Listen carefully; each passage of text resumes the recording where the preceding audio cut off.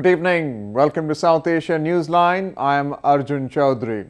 Here are the top stories we're tracking for you on Monday, the 7th of December. Truck bomb blast kills 2, injures several in eastern Afghanistan. Students in Gilgit Baltistan forced to attend classes in open as winter approaches. And Christians come on the streets to celebrate Advent Christmas in Pakistan. And now for all the details. A powerful explosion in Afghanistan's eastern Nangarhar province killed 2 civilians and left several others wounded. The incident reportedly took place after a suicide bomber detonated the bomb near a district governor's compound. The vehicle-borne improvised explosive device exploded in Surkh Road district of Nangarhar province early on Monday. The massive explosion also damaged a number of nearby buildings. ورسره دکانونه ډیر زیات تخریب شوي دي نږدې د خلکو ساحه چې کورونه په ساحه کې هغه ته ځان رسیدل. No group has claimed responsibility for the attack, but Taliban insurgents who are fighting to topple the Kabul government are known to have carried out similar attacks in the past. Nangarhar is among the relatively volatile provinces in eastern Afghanistan where militant groups are actively operating and frequently carrying out insurgency activities. Taliban has released an audio message which it claims is from its chief Mullah Akhtar Mansoor. This comes days after multiple reports claimed that the Taliban chief was killed in a scuffle with his own commanders in Pakistan. The 16-minute message claimed that the report of his death was being deliberately planted to weaken the Taliban. However, it could not be verified whether the voice was really that of Mansoor. Many within the Taliban cast doubt on the authenticity of the audio message purporting to prove Mansoor was alive, highlighting mistrust within the ranks following the cover-up of its longtime chief Mullah Omar's death. The insurgent group has been struggling to contain divisions within the group ever since Mullah Omar's death was confirmed in July. Moving on, Indian Foreign Minister Sushma Swaraj will visit Pakistan to attend Heart of Asia Conference, Indian authorities confirmed on Monday. Swaraj is also likely to meet Pakistan's top leadership on the sidelines of the conclave. A report. Speculations were put to rest after Indian government confirmed the Indian Foreign Minister Sushma Swaraj will travel to Islamabad this week to attend the Heart of Asia Conference on Afghanistan. And the External Affairs Minister, Mrs. Sushma Swaraj, is visiting Islamabad tomorrow. And in the scheme of things, in all fitness, it would be appropriate that she returns after the talks. And the government is fully prepared to give the entire brief of whatever has happened in Pakistan, whatever is the status of talks on terror, the NSA level talks. And this has been communicated to leaders in both the houses. She will make a comprehensive statement after her return from Pakistan. The two-day meeting of 27 nations, including United States, Russia, Iran, Turkey, are likely to have the Afghan peace process as one of its top agenda, besides cooperation between regional countries. This comes a day after National Security Advisor of India, Ajit Doval, and his Pakistani counterpart, Nasir Janjua, met in Bangkok to resume bilateral talks. On the sidelines of the multilateral conference, Swaraj is likely to meet Pakistan Prime Minister Nawaz Sharif and her counterpart Sartaj Aziz. This would be the first ministerial-level visit to Pakistan of the Narendra Modi government. Swaraj's Islamabad visit also comes following a short meeting between Indian Prime Minister Narendra Modi and his Pakistani counterpart Nawaz Sharif on the sidelines of a global climate change summit in Paris last week. Students in Gilgit Baltistan are facing difficult times ahead as winter approaches the region. The government has failed to carry out repair works of school buildings damaged during the October 26 earthquake, forcing children to take their classes out in the open.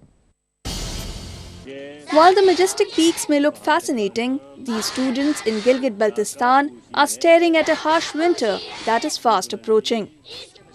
Children here are forced to sit in the open as the school building developed cracks after an earthquake in October. Since then, the government has not taken any measure to repair the school buildings, say locals. खौफ है sir, क्योंकि यह school बहुत पुराना भी है और ये नीचे शायद दब जाने के लिए तैयार हैं और क्रैक भी पड़े हैं, इसलिए हम खौफ से बाहर निकल के ग्राउंड में आ गए हैं। लेकिन अभी सर्दियां भी बहुत हैं, बादल पड़ गया तो हम बाहर नहीं पड़ सकते हैं। The fears of the students are not unfounded, as the authorities seem least bothered in making alternate arrangements. Request करते हैं जो हमारे बरादरान हैं, उनसे गुजारिश करते हैं कि हमारे बिल्डिंग को जल्द से जल्द इसको मुकम्मल करें, क्योंकि हम सर्दियों में अंदर बैठ के आराम से अपने तालीम हासिल कर सकें। On October 26th, a major earthquake of 7.7 magnitude struck the remote parts of northeast Afghanistan, killing around 400 people in Afghanistan and Pakistan and injuring thousands. In Gilgit Baltistan alone, 8 people were reported dead. Besides, hundreds of buildings, including schools, were damaged. Locals say the Pakistan government has not taken enough measures to provide relief and rehabilitation to the people of the region. India will become the third largest air passenger market by 2026. International Air Transport Association, or the ITA, the global air transportation body, has predicted. But will it be a smooth sail is the question. A report. With a market size of around $16 billion US, India's civil aviation market ranks 9th in the world. But there is still plenty of untapped potential. As the industry has developed, much of the attention has been focused on linking India's major cities. That means that the big growth opportunities lie elsewhere. Clearly, the expansion opportunities is among smaller town India, which is where the growth is happening. Whichever markets you look at, clearly the growth is happening at a much higher pace other than the top 15 or 20 metros. And I think getting them onto the air grid in a sustained manner would really drive growth. The industry has had its share of ups and downs, and some attempts to exploit growth have come at a cost.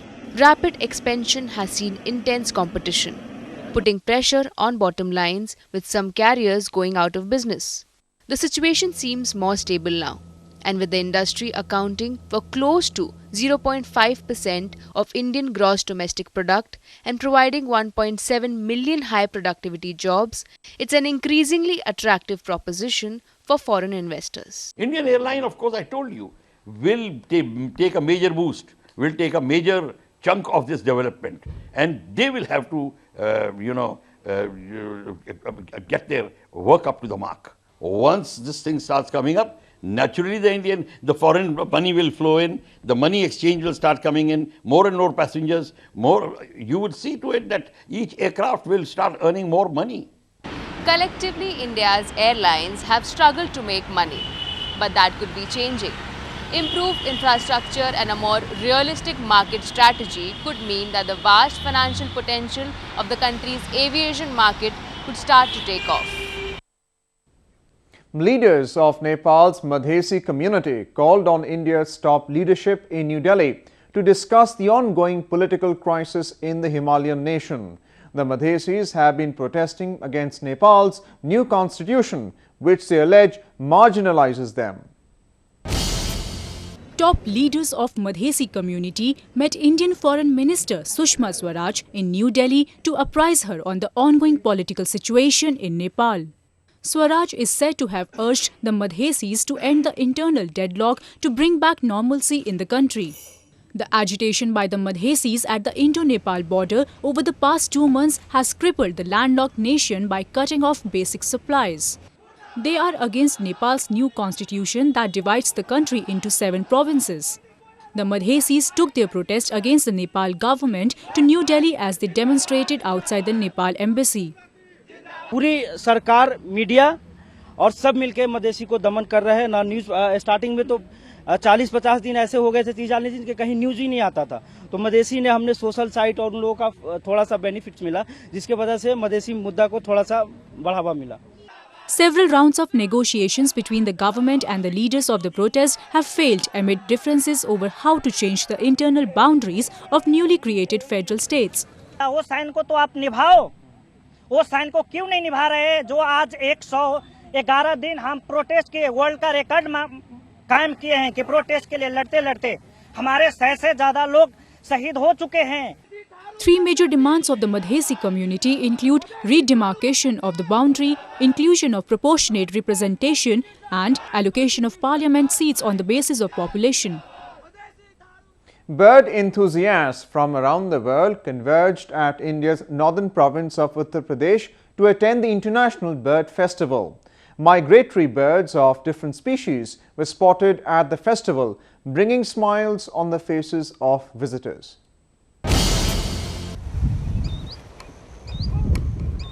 India's northern Agra city in Uttar Pradesh province hosted the country's first ever International Birds Festival over the weekend. The event attracted over 100 bird watchers and experts from across the world.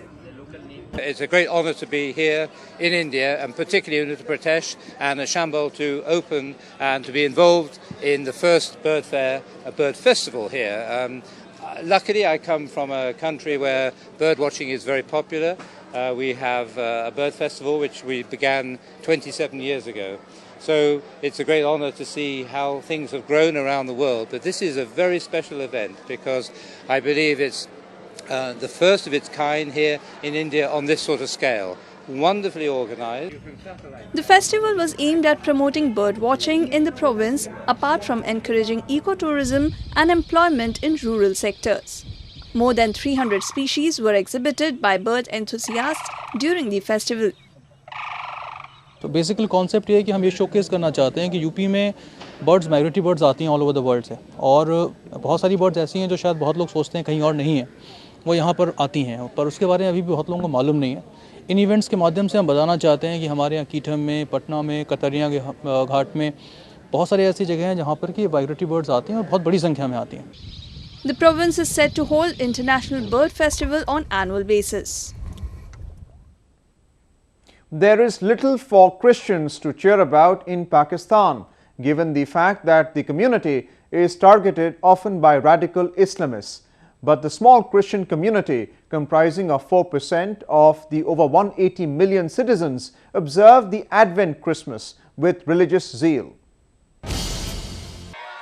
Sidelining fear and insecurity, men, women and children in Pakistan came out on streets to celebrate the start of the Advent month in a lead-up to the Christmas day. In Lahore, song and dance added to the festive spirit as 3 wise men rode on camels down the narrow streets. Christians believe the 3 wise men visited the newborn Jesus in Bethlehem and gave him gifts of gold, frankincense and myrrh. आज Christmas की हमारी opening हुई है, ठीक है, और इस बारे में और इस फंक्शन पे हम बहुत खुश हैं. हम सब ने बहुत एंजॉय किया है because the birthday of my Jesus and I am very happy now. हमारे इस चर्च पे हर साल के साल ये फंक्शन होता है और हम क्रिसमस को पूरे तरीके से एंजॉय करते हैं.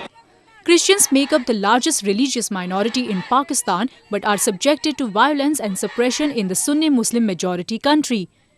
Many cases of violence against the community members have captured the headlines in the recent times in the name of blasphemy. Well, that's the way it was in South Asia this evening. Before we conclude, the top stories once again. Truck bomb blast kills 2, injures several in eastern Afghanistan. Students in Gilgit Baltistan forced to attend classes in open as winter approaches. And Christians come on the streets to celebrate Advent Christmas in Pakistan.